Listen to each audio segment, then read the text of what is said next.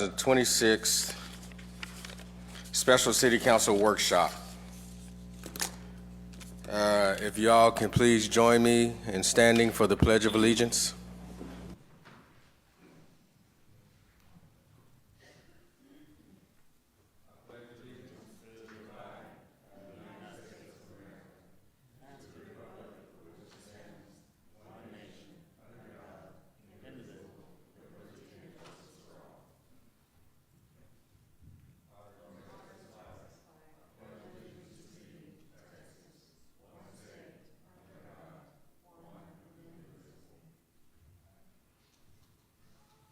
If you can please remain standing and keep your hats removed, Mayor Pro Tem Kirkland is going to do our invocation. Dear wise and benevolent Heavenly Father, Lord, we pray to you at this time for wisdom as our town experiences unprecedented growth, for us at least, that's unprecedented. And we just pray for wisdom to make the correct decisions, to deal with that growth in the most effective way that we can, in the right order as opportunities arise before us. And we pray these things in Jesus' name. Amen. Thank you, Mayor Pro Tem Kirkland. All right, as you know, we're all here for a workshop, and so we're going to be on to agenda item 4A, a workshop update on utilities, infrastructure, and streets. Madam City Manager. Mayor, we're having a little bit of technical difficulty. If you'll let IT catch up so we can have the presentation on the screen. All right, so if y'all did not hear out there in radio video land, we're having a little technical difficulties. So once IT get us caught up, we'll be able to have a slide and a presentation for you. So while we're sitting here, I'd like to welcome everyone to our first meeting of the year. So happy to get this thing kicked off and started for 2026. Happy 2026 to everyone. Happy New Year. I hope it starts off fantastic for everyone. So. I'm giggling out of just like sheer because the gremlin struck since about 2 a.m. this morning when the work, like literally doing the work, getting everything polished up, calling, sending messages at about 2 a.m. My computer went off power. I disconnected VPN. I thought everything was good. I came in, meet with Cynthia a little bit before 7. I'm logging in, and there's about 25% of the work there. So we're in a mode to clean it, do it. We get it done, and now look, we still can't bring it up. So might be a sign, but anyway, the purpose of the meeting is, while they work on doing that, I meet with each of you every single week, and we often talk about many of the same things. What are we doing? How fast is it going to get there? When are you going to put a shovel in the ground? And if you're Councilmember Kirkland, we're already 3 years overdue. It shouldn't take this much time to do the things that we do. And so instead of trying to just create a memo, I thought it was important for the residents to also understand what it is we're planning in 2026, what's sort of carried over from 2025, where we're going to be in the 2026 year.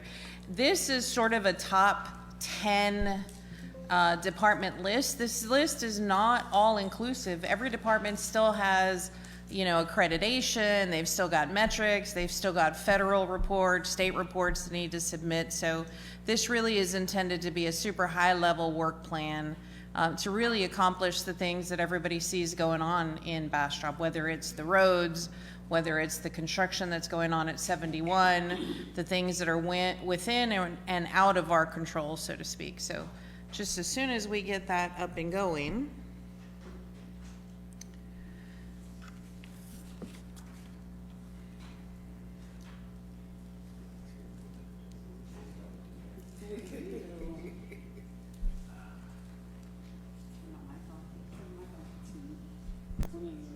playlist on. Yeah. Do a mix like all year of different things.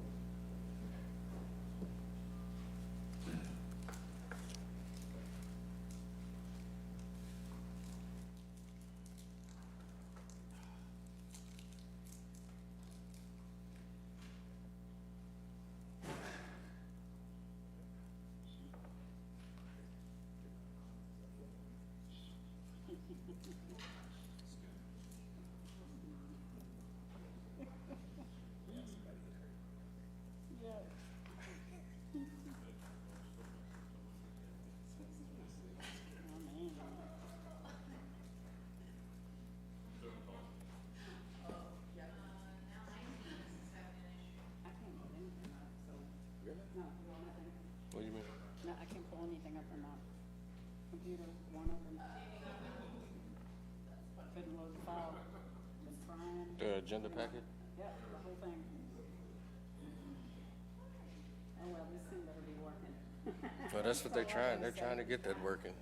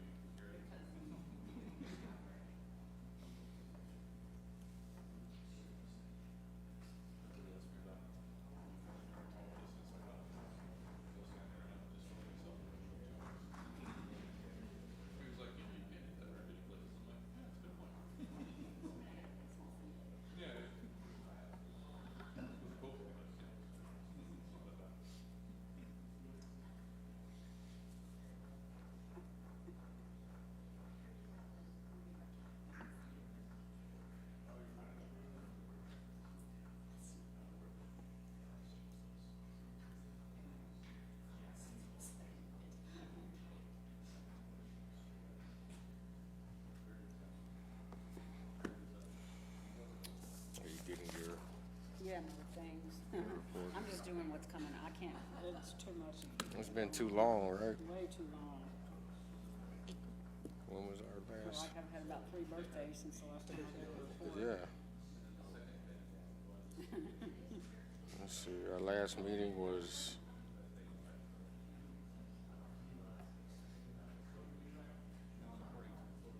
The 16th. Yeah. All right. Yeah, 'cause we didn't have a meeting in quick. Yeah. So we had to.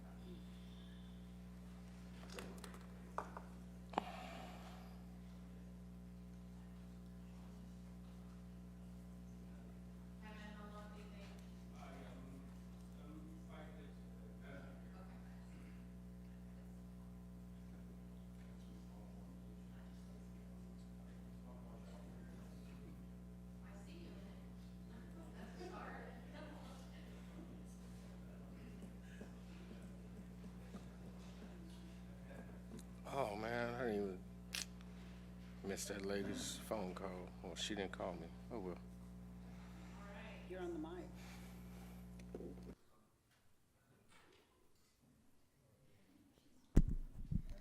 Wonderful. We're good. Okay. So, as I was saying, this is sort of a 50,000-foot view on where we are in some of our most important initiatives.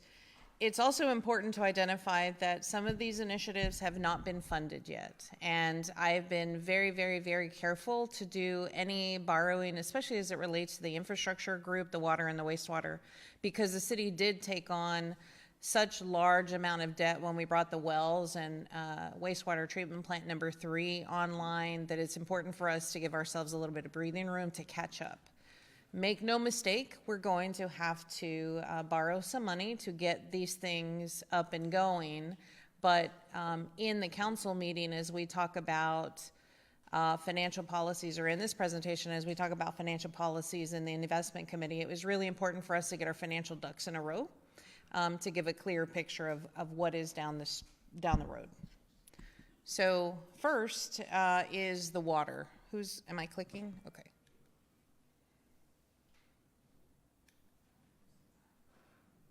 It's not moving, guys. All right. So the city of Bastrop serves a little under 5,000 customers, 4,675, and we are now serving via wells on the Excess Ranch property. Currently, we serve between 2 and 2.5 million gallons a day with a maximum capacity of 8 million gallons a day. That's an important number because we've got a 40% population increase expected by the year 2030. So our water is keeping up, but it is in no way, shape, or form prepared for a 50-year outlook that you were prepared for in the prior years. That being said, we've got some additional projects in the water area that I'm hopeful will keep us from having to go identify additional water sources and allow us to just be more efficient with our water.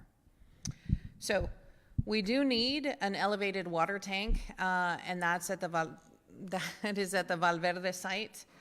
We've talked about this. I'm going to jump back and forth to the maps. This is the future water tower location. You see this blue line over here, this blue box over here. That is pretty much the highest point in the city. The Valverde development has already dedicated or agreed to dedicate via preliminary documents the 2 acres necessary for the water tank, as well as the easements that take down this way along the back property line all the way through 969.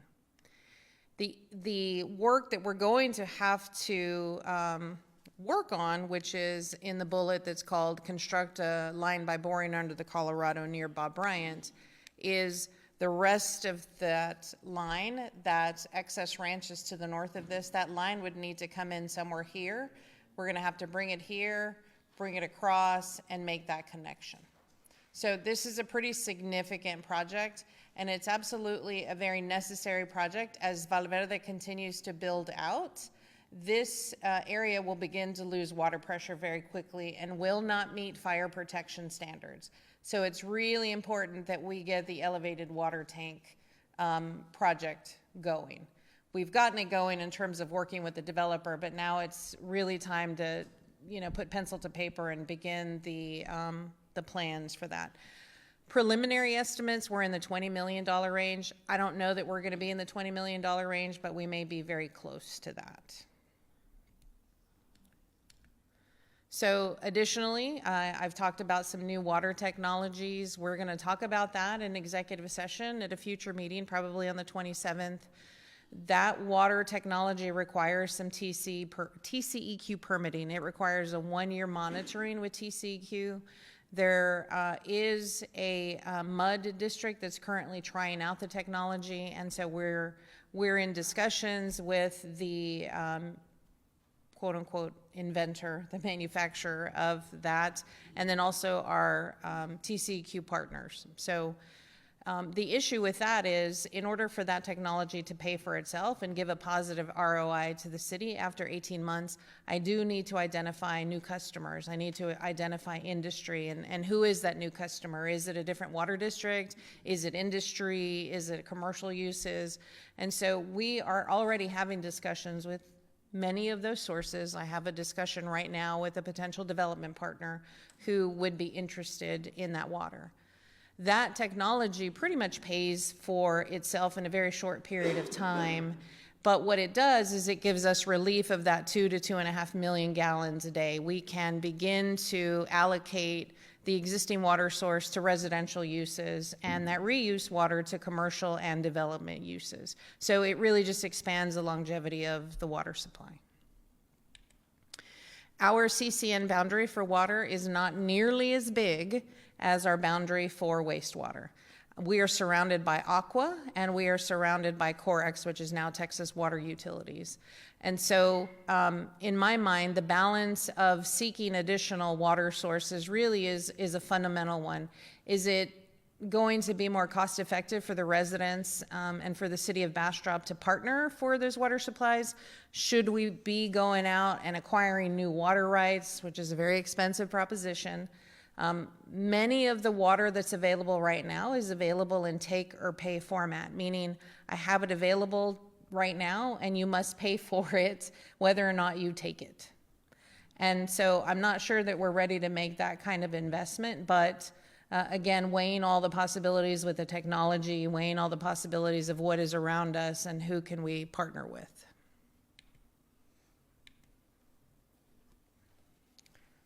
Any questions on that before I move to wastewater? Okay. Our wastewater CCN, much larger, almost 12 miles, and we currently serve 1.3 million gallons a day. So plant 1 and 2 completion is expected in Q3 of this year, and that will serve 1.4 million gallons a day. So if you'll recall, a few years ago, we were going to take those plants offline completely and take them down. What ARPA money has allowed us to do is, one, reallocate it to ourselves and put it toward the completion of plants 1 and 2. That has saved us a lot of time and money in order to be able to get the best technology that we can for plant 3 expansion. Right now, we are looking at reuse. We had gone through a sole source contract with Train Technologies. The bid came back extremely, extremely expensive, so we have parted ways with Train Technologies.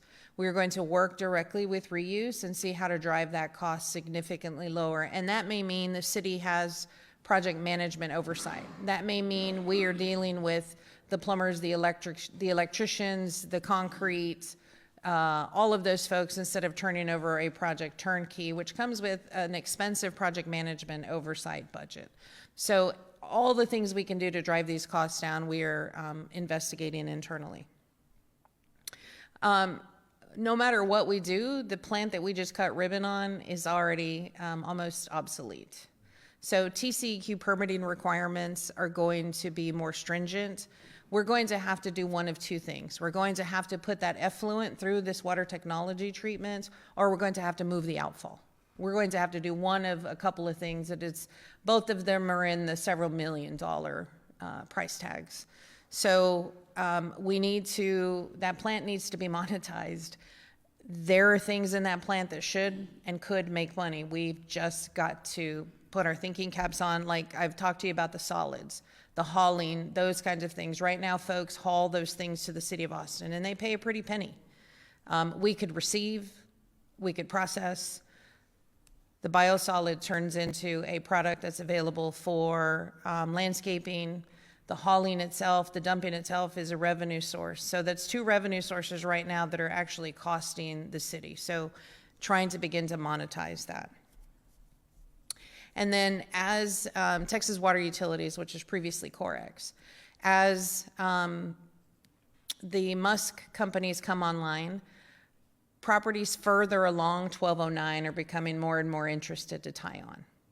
We are working with our legal department. My prior city, we had a rule: if you were within 1 mile of a wastewater or water line, you must connect. Our legal department tells me that's arbitrary and capricious, but I've sent them back to the drawing board. I don't know if that's a half mile. I don't know if that's a policy Texas Water Utilities needs to have. If you're within a half mile of the city or similar, you must connect. But that's how we begin to not frogger one another over utility lines. And Corex and the Texas Water Utilities and the city really become partners if our policies match and flows are forced, no pun intended, to come our way. And then there is the completion of the Blakey line. We were, blowing and going, Katie barred the door trying to get the easements and the acquisition. Curtis and his team have come up with a really, really good lift station solution that'll give us time to catch our breath and not have to pay pump and haul. And so I've given the green light on that. Curtis and his team are moving forward with that. So we're no longer going to be in a position where we're tripping over ourselves, not making good decisions to get a line installed. The line will still eventually be taken to the new plant. The lift station just diverts it to an existing line. This is our wastewater CCN area, and the reason 1209 is just lighting up is because you do have the boring company, you do have SpaceX, you do have Starlink that are there, but then you also have the movie studio that's right down the line, and when one connects, the other wants to connect. Everybody wants to be available for wastewater, and the reason for that is the state permitting rules. If you're going to have a septic system, you have a much lower density availability. You're not able to put as much on your property when you're on a septic. So it makes sense for folks to make the investment to tie onto the line.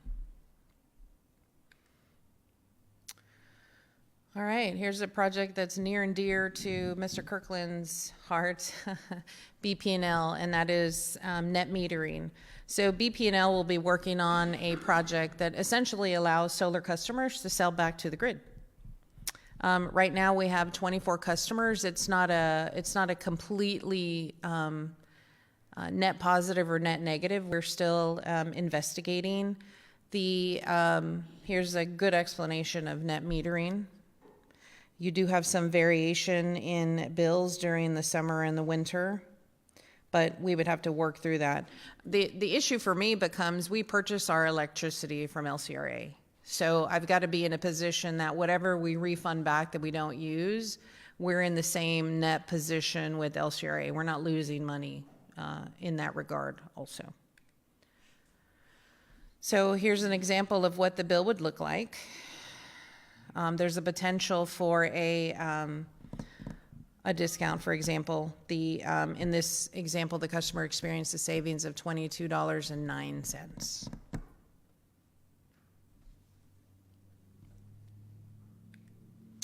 So, steps to implement. We need to adopt a solar panel and distributed generation information. It's very long. We've got some administrative work to do. Staff has prepared some drafts.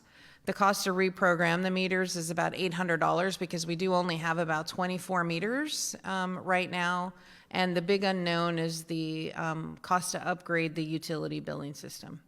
We do have an integrated system with Tyler Technologies, so that's the rabbit hole that BP&L will go down this year.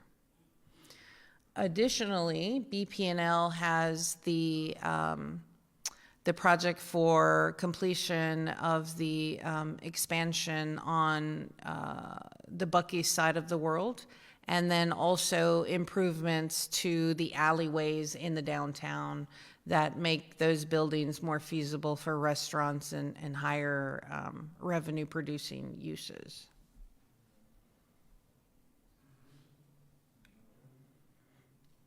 Streets, this is everybody's favorite. Rehabilitation.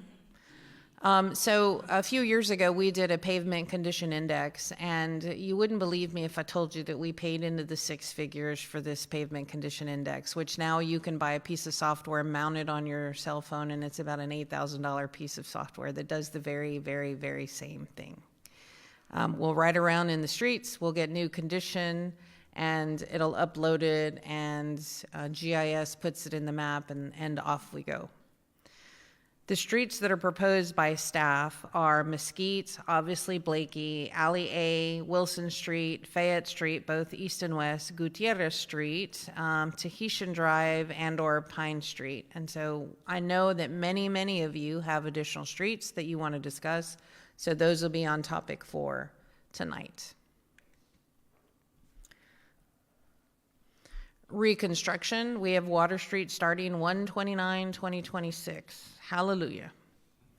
Farm Street still needs a demolition and some new road base. Road base has been laid from Fisherman's Park to Main Street. If you saw prior council member Crouch's Facebook, you would have seen that. And the rest of Water Street, Main to Water, will not be completed until after pipe bursting, which is scheduled in the summer months. Linden has demolition and layering of new road base on 113. It will continue on 114 because of weather, and then we had some grade D asphalt, which will start on February 9th. So both Water Farm and Linden will receive 2 inches of grade D asphalt. Here was our pavement condition index. Our average PCI grade is a low D. So obviously the goal is to get that to a B or better. It's nearly impossible for every city to have an A grade street just because of soils and road and travel and big trash trucks and et cetera, but we've got some goals in front of us.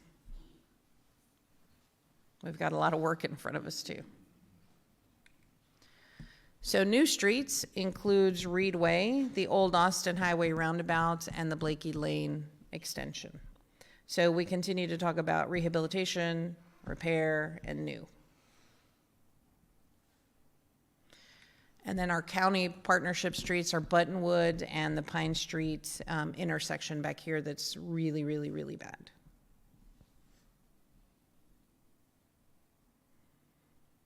All right, before I move any further, streets.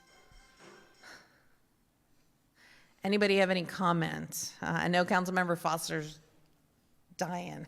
No, I just have a question. So Sure. up there is showing the 2022 pavement condition index. Have we bought that No. 8,000? Do we, We're are we going going to. to decide off of this Yes, we're index? going or- to. These streets have also not been touched, so if anything, the score has gotten worse. Okay, so this information is good enough to base Yes. next decisions on. Okay, thanks. There are a few of the streets that are still listed red and orange on the index. Lance? You gotta come up here and speak into the microphone. He's new. I know, it's, so, No, so, no, wait, no, wait, no, no, no, no. wait. Yeah. No. So here's the deal. So real quick though, we need you to introduce yourself, Okay. and we gotta have you speak into the microphone. Your loudness might help us here, but we have an entire audience that needs to hear what's going on, and the only way that they'll hear is if you're talking to the microphone. And if you're not loud enough, we will hear that they can't hear you. So if you can help us out and help them out, please, I got and you. speak into that microphone and let us know what's going on. Thank you, Lance. And this is our new streets director. Okay, so the map Introduce your name, is, Lance, you have to give your name, who you are, Okay. and then, sorry, this is my first rodeo. Yeah, no worries. We're gonna get you Lan- through Lance Dodge, Streets and Drainage Director. The map, I know small for y'all to look at, but the red and orange are obviously the bad locations, bad streets, bad areas. There have been streets maintenance / repairs on some of the red and orange. So that number is not 100% accurate since it was done in 22.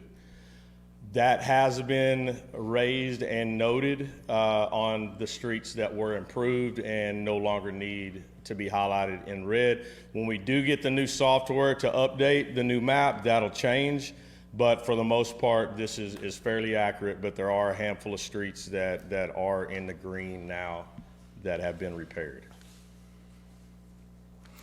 Okay, I do have a question about Farm Street. Are there any plans to go from Water Street to 95? That portion of Farm Street? the concrete portion that was rehabilitated Is recently? it all concrete? Uh-huh. Even, well, no, that's right, it is concrete there. Is it concrete on the other side of the tracks? No, it's not concrete on the other So side. from Water Street to the tracks? So, from Water Street to the tracks, I'm not sure where.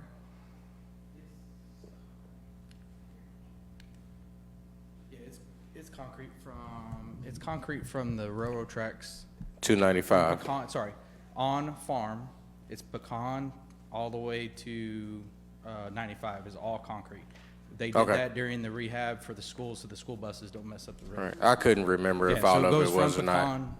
Is this thing on? It goes from Pecan all the way down. Okay. And so we're gonna go all the way to Pecan. But the section from Pecan to to Wa- Maine, from Pecan to Maine is gonna be in the second phase because that's the part that still needs pipe bursting. Okay, all right, thank you. Yep.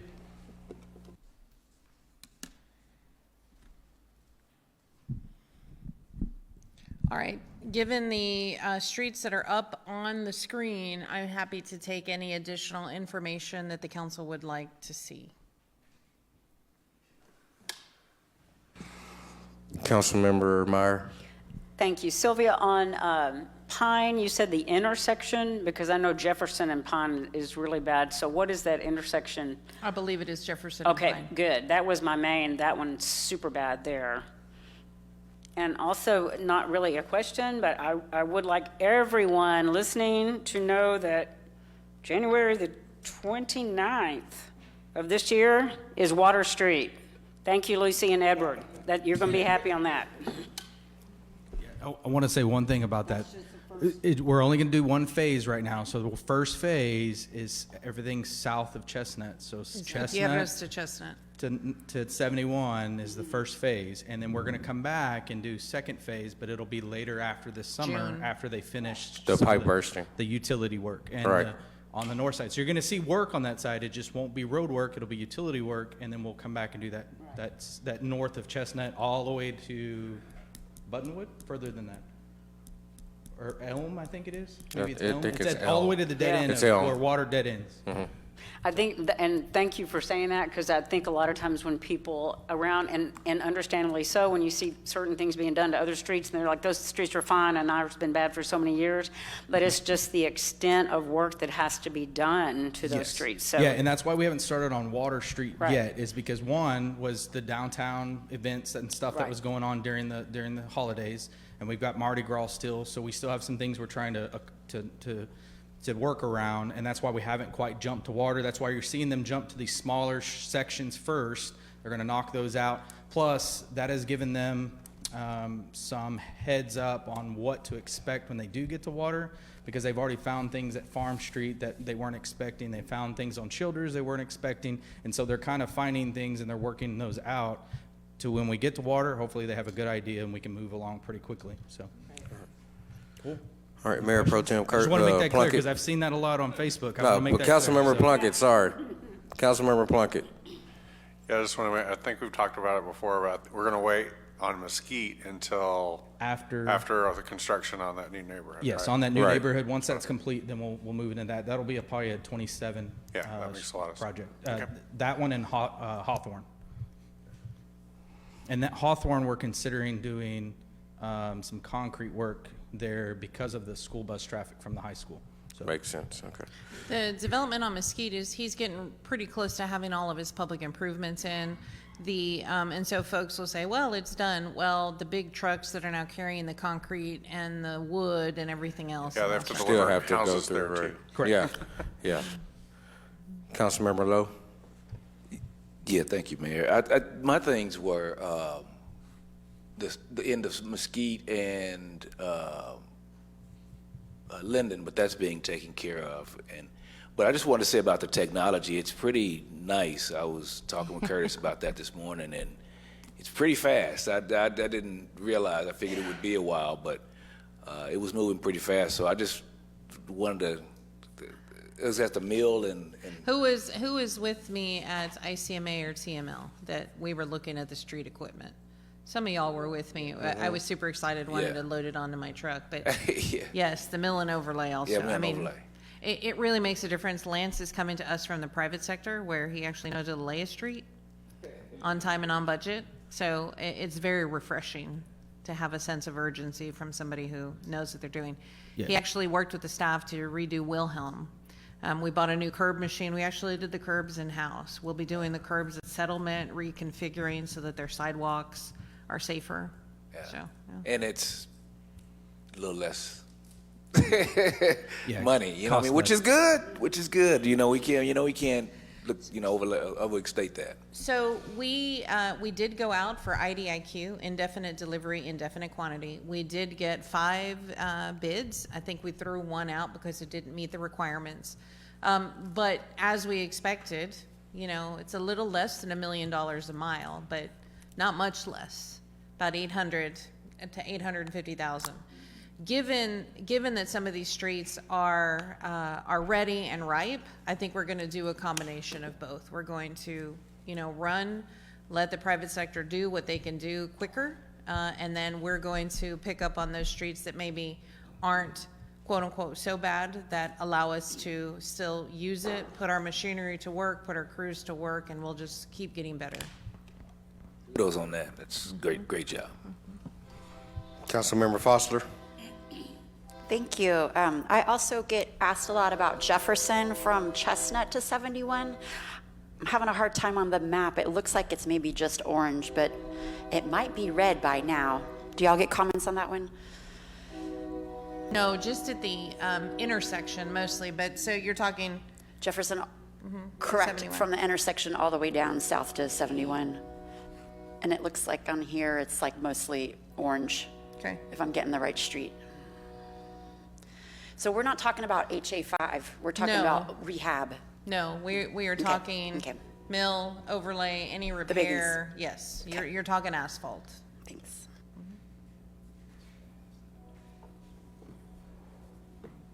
Hit the switch.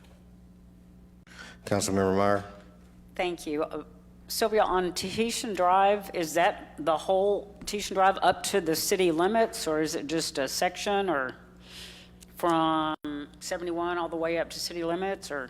I'm gonna have to let Lance answer that. Sorry, Lance. May as well just cop a squat right here in the front seat, sir. Okay. Lance Dodge, on Streets Tahitian- Director. Lance Dodge, Streets Director.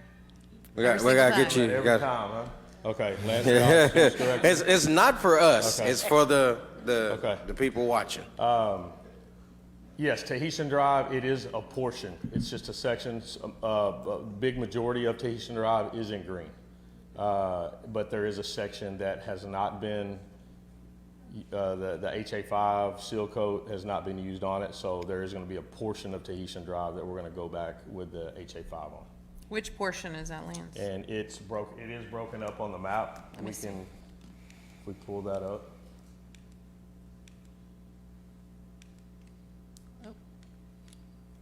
Do I need to zoom into that? Yes.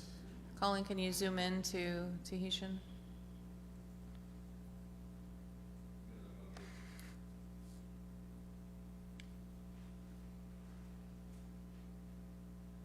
Is that main Tahitian?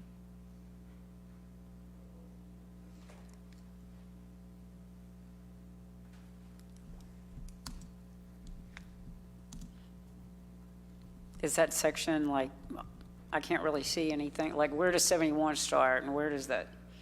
Here, I got you. Sit there. Let me, Okay. so it looks like.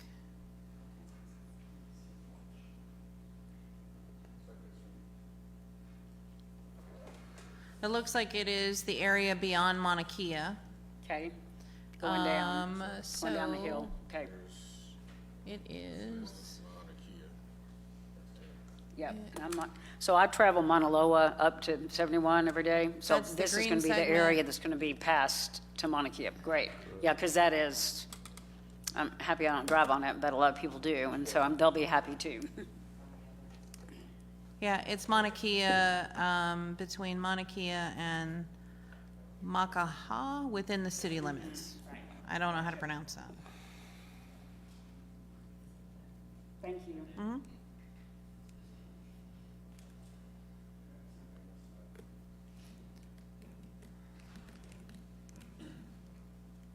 So it's this red section right here, right where my hand, the little hand is. Well, somebody's moving the mouse now. It's this right here, this segment. I know exactly, yeah. Perfect. And this is Mauna Kea, and it goes through an unknown street. This is Briar Forest parallel to. Yeah, that's my street, so I know exactly where that is, and thank goodness y'all are doing that. People down that way will be very happy. Sometimes people have to divert over and almost come in toward each other, so.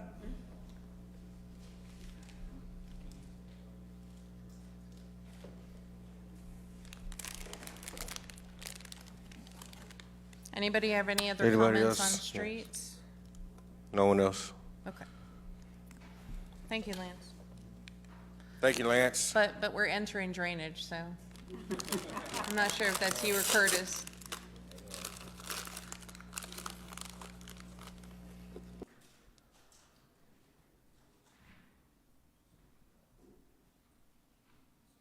All right, we do, well, we do have some ongoing drainage issues that are going to have repair done, or at least begin the planning. So again, got to figure out how we're going to pay for this. There is Fisherman's Park erosion. That is part of the grant. That was part of some of the reallocation of dollars to make those erosion repairs. We have some outfalls in Bob Bryant Park. I don't know if anybody has ever walked in that area of the park where the overlook is. in the floods that happened in 15 and 16, those pipes were just essentially taken out of commission. And now every time we have a heavy rain event, it continues to erode the tree line. And so we're losing more and more of the bank. That really is a project that Curtis Hancock believes we can do in-house. I'm going to trust him.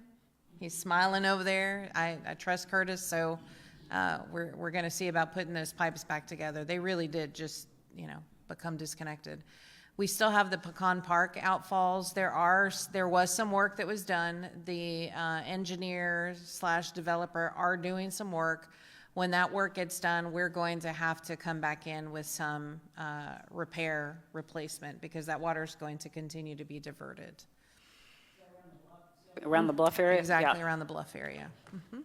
And then we're going to continue maintenance of our ditches and creeks. We've done yeoman's work in making sure that the ditches are maintained. You don't have any sofas, you don't have any mattresses and things in the ditches that could prevent water from backing up and causing flood issues. And really, truly, that maintenance part is what's delaying that $110 million drainage improvement that the engineers had said that we needed.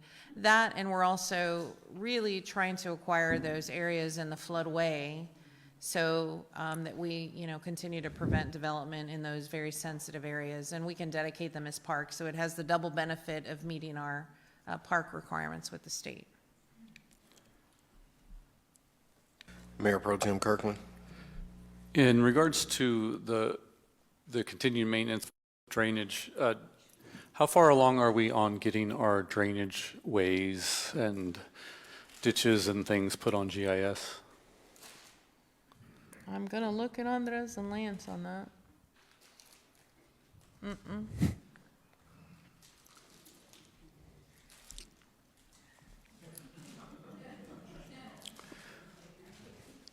So I'll ask you the complete question because it's a multi-part, and then you'll know where to take your response. So the idea is that I would like to request and ask to see the GIS maps of the drainage ways and kind of demonstrate that we have cleaned them and done maintenance on them, say, within the last 2 years. And we require for developers in our code of ordinances that when someone else builds and maintains drainage, that they have to officially maintain it once every 2 years. And so I'd like for us as a city to be able to demonstrate that we can do the same thing with the ones that we own. I think that starts with knowing where they are, which you do with GIS, and then be able to look at them on a map and, set the last time that each section was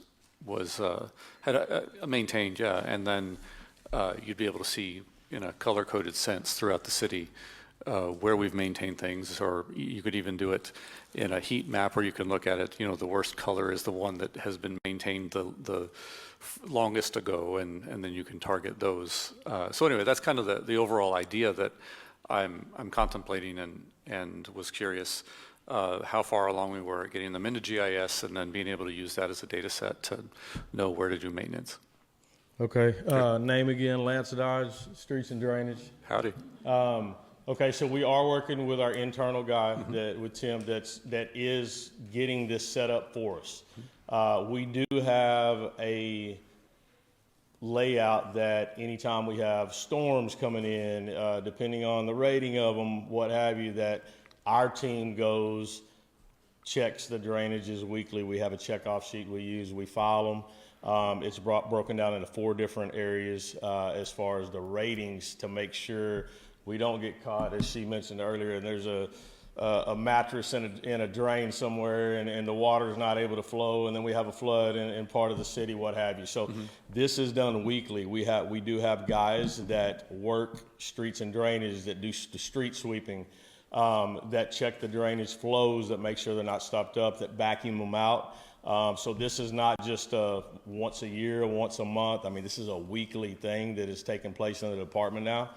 Before my time, I don't know how often it was done, but we do have the data that supports that. If we need to go back and look to show somebody, that is recorded.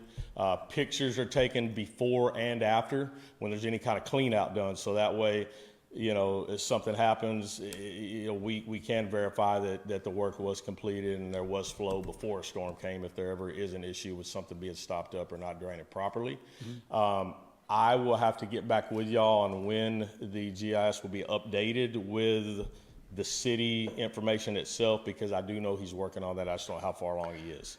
And how do you clean out or monitor the underground drainage that you've got, let's say on Main Street, for instance? So we do have our manholes, that have the lids, that those are checked. A lot of them you can see, semi-see without taking the lid off of them, the entries where the water drains in.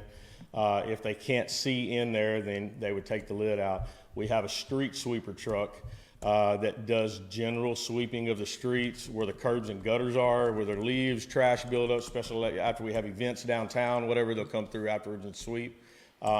There is a big suction that is taken off. It's a hose that is disconnected from the truck that we can put down in the drain, take the manhole lid off and stick down in there if leaves build up in there from being washed down in there, trash, what have you. So that is the general cleaning of actual manhole drain. The other, ditches, drainage, we take excavators out, dig those out, and that's just kind of periodically on an as-needed basis. And that has been done. We did over at Tahitian last week. We had probably 4 to 5. We have to do locates in those areas to make sure we're not digging and hitting, water lines, electrical lines, any fiber optic, anything. So we do the locates first, and then we'll go out and do any kind of, maintenance / digging in those areas to make sure they're cleaned out and water can flow through them. So I like hearing, how much we're doing. That's good. I could still envision that we could miss something Sure. because it's done frequently, it's done all the time, but it's done based upon what you see or what might get reported, as opposed to systematic. Let's get the whole system. So that I think that GIS color coded thing, Right, and on would really serve us in that area. printout that we have currently developed while this is being done, it has every location in the city. So it's rather lengthy. Good. But it has every location in the city of where the manholes are, where the drains are, anywhere that water can flow, any of the ditches, and those are physically checked off. There's a box next to them where my guys have to check them when they're completed, and they turn those in at the end of the day, and along with the before and after, they take their iPads with them and do the before and after photos and then send those in. Some of those are sent out on the weekly reports that we sent out to y'all on Fridays, and you can go back and kind of reference some of that as far as the pictures go with the drain cleaning. But that is, we've got the data for it. They just got to upload it to the GIS. Okay, thank you. Thank you, Lance. Mayor Pro Tem, we are working on an executive dashboard for you. Colin, Jaime, I just sent that to you in a new link.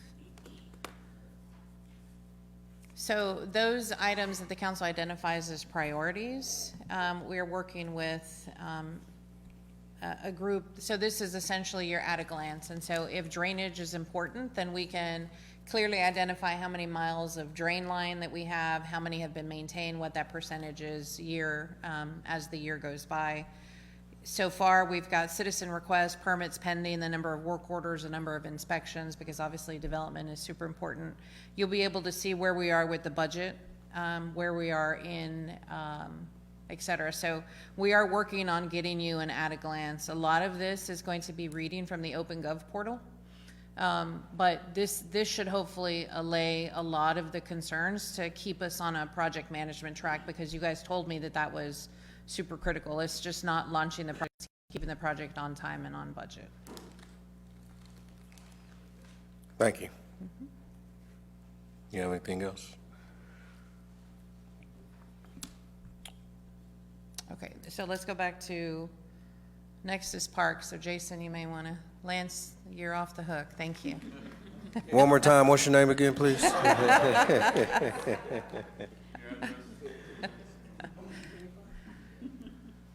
All right, so we're moving on to the fun part of, I know water and wastewater is not very sexy, and neither is drainage, because quite frankly, you never see it until you can't flush. you don't get clean water out of the faucet and we're flooding, right? Those are the times that those things become really critical. Parks has been an important initiative in 2024, 2025, and it's carrying over into 2026. We are in phase one, and phase one was Fireman's Delgado, the splash pad at Fisherman's, and Mayfest Park. This is an aggressive schedule that has all of those parks online middle of May. So, and I'm gonna tell you, this is phase one, and Jason's gonna go grayer by the day. Yes. The laydown area, in order for us to save money, we were contemplating having to fence off Delgado Park, if you remember, just the existing play structure and et cetera, et cetera. We decided that it was more financially feasible to fence off the entire park, which allowed us to put some spend into some seating areas along the splash pad and some shade cover that was sorely needed over the splash pad. But that being said, Delgado is going to be closed, and that's going to be our laydown area for all of the park equipment that is coming. So we should begin receiving that equipment end of the month. We had some final color swatches to match that the Parks Board had contemplated. Believe it or not, Councilmember Meyer, as of yesterday, we were still deciding if it was a clownfish or a bass fish. The Fisherman's Park splash pad is now sort of toddler, young, child-friendly, and some of the amenities are interactive, and so there's a fish that was going to have a slide. Well, the clownfish is very appealing because of its color, etc., but we thought, well, let's stay true to Bastrop. It's a freshwater fish, and so what they drew was a bass. And that bass was the scariest looking fish. It looked like a monster fish. There was no child that was going to crawl into that bass mouth. It just wasn't going to happen. Well, bass aren't pretty fish anyway, if you ever, you know. Well, I will tell you, the drawing to put up here was not going to be a pretty fish, and I think it would have scared the kids off of the splash pad to begin with. So all of those minor details been worked through. Jason and the folks at Craftsman have an AutoCAD project tracker, and there's a Gantt chart. Things that are in my court, his court, are being tracked, and so this phase one of these parks is scheduled to be completed. Again, we're expected to open these by May. We told folks that they'd be open by summer. Now, Phase two is other important aspects of the parks. Fireman's needs a bathroom. Fireman's is also going to need some bleachers and some covers. Given that the senior facility is right across the street, we've got some small senior equipment to put in there, and the parking lot needs improvement. So that's going to be phase two. It will not all be done by May. I'm just being realistic. It will be done in 2026. But it's probably not all going to be done in May, unless, you know, Jason can pull some pretty serious rabbits out of his hat, which I'm not putting, you know, past him. Same thing for Delgado. We have an additional restroom. The ADA restroom is going to stay where it's at. We're going to give that a revamp. It's going to be a much wider and accessible ADA bathroom. The parking lot is going to have some expansion, and then there's a future trail that is supposed to go around that area. Because we are adding a parking lot, there's a small drainage pond that needs to go in, a small drainage swale essentially. And so Jason's been working with Freeland Turk to also get that. So it really is a coordinated dance to get that through.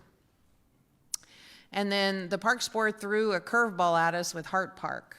So Hart Park is the park that's over by the police department. That really truly is because our seniors in those facilities are kind of just hanging out on the sidewalk. And so we are working with the settlement. We were working with the settlement in 2024 and Burleson Crossing for some sidewalks within the settlement, some stop signs, some speed humps, and the safety things that get folks across the street, since there's going to be some more associated traffic there. And that sidewalk will continue through Old Austin Highway, and it will continue past where the senior apartments are now into that open area. And so we've got to figure out where those amenities are and the extension of that smaller sidewalk. At first, we had just talked about some benches and some places for people to congregate. The senior amenities are not very expensive, so we may look at adding some more there. Veterans Memorial Park is also phase two. So we've completed the design. There was a call for artists. We did get some pretty impressive resumes through. The Parks Board will meet in February, make those decisions and selections, and then get going on a preliminary design. Was Margaret on the Parks Board amenable to help? Okay, so we have a landscape architect on the Parks Board who is amenable to helping, and they're, you know, it's a pretty good firm. So we will be able to get a Veterans Memorial Park that is slated to be over by the American Legion. So, you know, again, getting that through. And then the bridge, that work continues. We did have a change order for the steps that go on the neighbor's side. We've got some logistics to get through there. We need a right-of-way acquisition from the owner, et cetera, et cetera. And then future discussions are development of that park around the bridge. There is some real estate that may come available around the bridge, and so we want to maximize that area as, you know, at all possible in order to make improvements. I always say about the water around here, it's very hard to know how to get there, especially if you're driving. You're driving on 71 towards Smithville, you go, oh yeah, there's water. How do I turn around to get back there? Or you're coming into town and you cross the bridge and it's really hard to know where the water is. So we got to do better about our wayfinding signs pointing toward the river. We do have some discussion too about some Riverwalk amenities, and so that's on a later slide. The feasibility study for the Par 3 golf course, the hotel and the convention center, those are all due first part of February. And so I know that the public knows that the Texas Parks and Wildlife is recommending denial of the Par 3 golf course, and that's simply a function of funding. They're allocated a certain amount. They went down the list to the highest ranking, and that's who got the award. And I believe we didn't score so great because our feasibility study is not done. But these awards come in cycles. We will submit again as we have additional information. The feasibility consultant believes we can do massive work in drainage improvements there, that the golf course could also serve as a wonderful deterrent to flooding in that area. So it's got a good double whammy. Yeah. On that note, since you're talking about that, would you kind of report from our meeting that we had with the designers or the study? People, I know that they are concerned about watering a golf course. Can you explain that to the public of how that would be done? Yes, well, there's a couple of ways. Number one, a very natural way. You leave it in its natural state. Two, there are some turf areas and areas that should be irrigated. But three, there's also the possibility of reuse water, where we already have effluent. We already have folks who tank water. We already have folks who tie on to our hydrants. So there's a very real possibility that we would not use direct potable water, that we would use effluent. Yes, and a lot of golf courses use potable water, just so that, in case that's the question that people are asking as well, like the major golf courses, Jimmy Clay, Rurkaiser, and Austin, they get their water and it's all NPW. Yeah. Yes, so. Effluent. So parks other, so he's got phase 1, he's got phase 2, and now we've got other. So we are in discussion with the Hunters Crossing folks, the property that's being turned over as part of the PID, et cetera, et cetera. There are some questions about the pool, so I'm going to sort of park that. We did reach out. We have been in conversations. The HOA has some concerns about the pool, specifically about the hours of operation, lifeguards, et cetera, et cetera. Jason has just finished a preliminary assessment, and it looks about $10,000 to $20,000 worth of repair to the pool. He's got some operational expenses as well in terms of lifeguards, hours of operation, and what the impact to the budget would be that we need to have a conversation about, either via a budget workshop or after we have our meeting with the Hunters Crossing folks. And we have been also in conversation. This was a last year carryover into this year, that the BEDC has several acres at the far end of Lover's Lane, and how that can transition to an awesome sports complex. It's sort of a remnant acreage lot. It's a large flag-shaped lot. It could serve multi-fields, multi-purpose. The BOYSO is, soccer folks are anxious to participate in some of this. preliminary estimates show it's, at least a $1.5 to $3 million investment to get these fields, whether we're going to do natural fields or we go to turf. And that's just at a low number cost. So we've got some work to do, some pencil sharpening on how to make this happen. Plus, there's some administrative stuff that has to happen. BEDC has to agree, the city has to, there's got to be an interlocal that happens among the two entities. Any questions on any of this? Okay. That brings us to Discover Bastrop. She's got a lot of work. Her slide seems to be the busiest. Is Michaela here? No. So she's got to still create the Roots Advisory. That's realizing opportunities for occupancy tax strategy. She's got to create that advisory board. She also has to tighten up the grant procedure for folks who ask for hot funds. And there should be a hotel occupancy hotel incentive. We recently had an incentive request for Hyatt Lost Pines that the council approved, and that was, they landed a pretty significant account. That is a popular show that will increase the economic impact of the area. The Main Street program, we are working on establishing a TERS. That's a tax increment reinvestment zone. We're working to identify that boundary. I don't know if many of you know, but the TERS can only have 30% of residential, so we're having to carve out the commercial side. And that is really to pay for the parking garage, Riverside and Riverwalk developments, and some improvements along Chestnut Street. We've got to update the historic overlay, the design and the architectural guidelines in that Main Street as part of the Main Street program. And in the budget, you allocated some dollars for a downtown master plan that we'll have to finish going through that.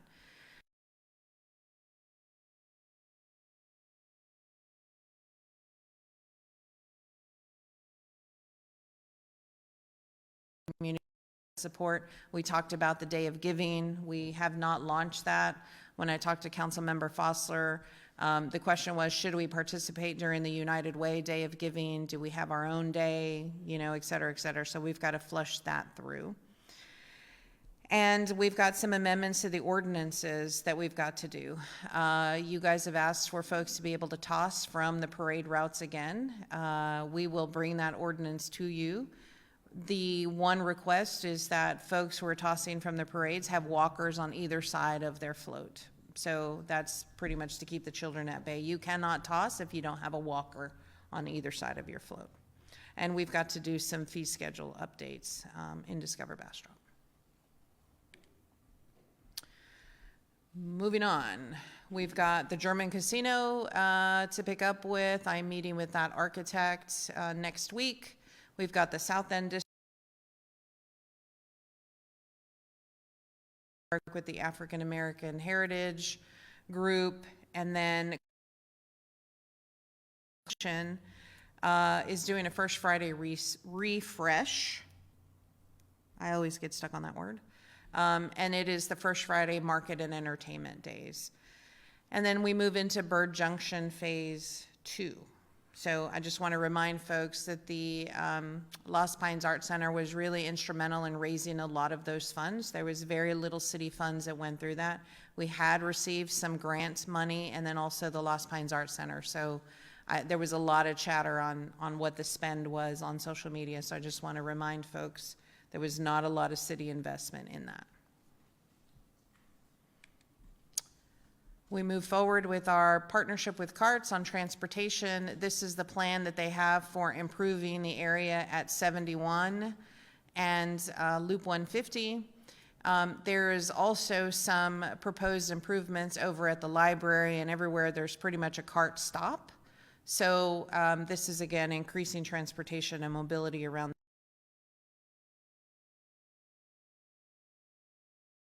on it. So in GIS, we need to formalize and revisit the transportation master plan. As we continue to grow in flux, right, we've got to make sure that we're keeping these touch points revisited. Any questions of Discover Bastrop now that she's walked in the door? Oh yeah, we got a whole bunch of them for you. No. Never mind. All right, so we move on to the development code. So on their work plan, they've got to complete that code rewrite. They play a very, very, very pivotal role, if not the main role in all of those master plans, because they do come with community hearings, they do come with public hearings at P&Z. They do also play a pivotal role in the TERS planning and also friendly annexation. We do have that in City Mud that will be going through an annexation. We do have the rest of Valverde that will be going through an annexation. And as things come online and folks have water and wastewater available, those things are just going to start happening. That's the goal anyway.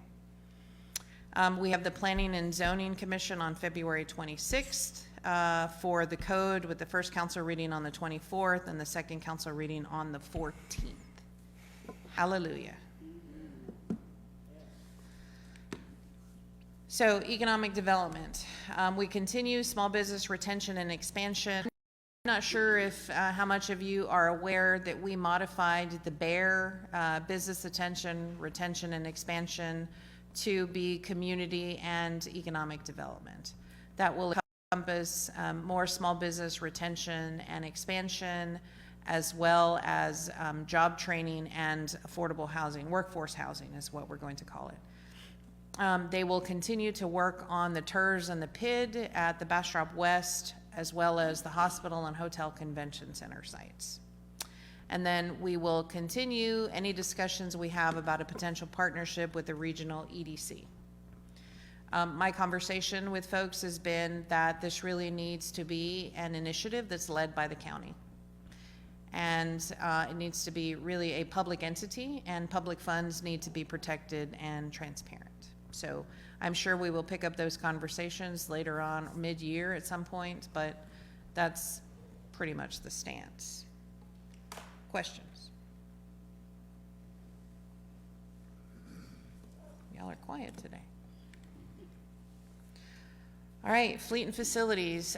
They are picking up on the expansion of the mechanic area. Our longtime 30-plus year mechanic has retired, will retire at the end of the year. We will see Baga at the employee party, hopefully. He doesn't want to party. He doesn't want a whole lot of to-do, so please don't call him out because he will walk out. We have begun the Samsara data tracking, and this is really to keep track of our fleet. They continue with library repairs. There are some exteriors of City Hall. The convention center repairs continue, and we are looking at a proposed expansion of the utility business office because they are quickly out of room.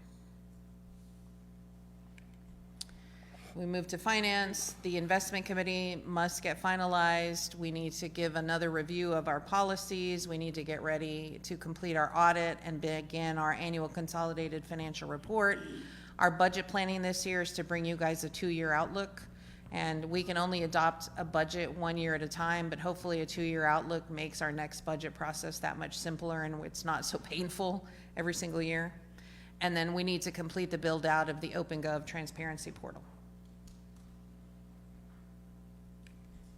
That investment committee, just to remind you, should be made up of these folks, city manager, assistant city manager, CFO, and 2 council members who were appointed, and then 2 non-voting advisors.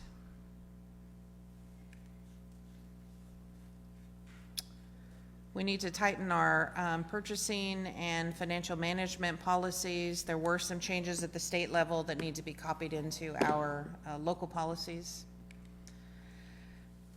And then our audit and comprehensive financial reports. So there's never a dull moment in finance. They get done with budget and they pick up with the ACFR, and then they pick up with year-end, due to, and due froms, and we start it all over again.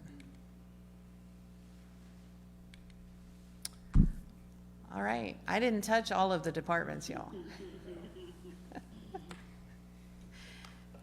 Questions? I'm assuming you're going to send me your streets if you don't want to call them out in public right now. Councilmember Foster. Thank you for that presentation. I just want to make sure the public gets the link to it. Is it going to be put on our website or on the live stream or something? That's Is a it out there call so in. people can follow along? Thank you. It's chock full of fantastic information. Thank you. You, council has it in their email. Yeah, so if they don't get it, I'm sure they contact us. We can send them that link as well, since we have it also. You have this 2026 work plan, as well as the 2025 year in review.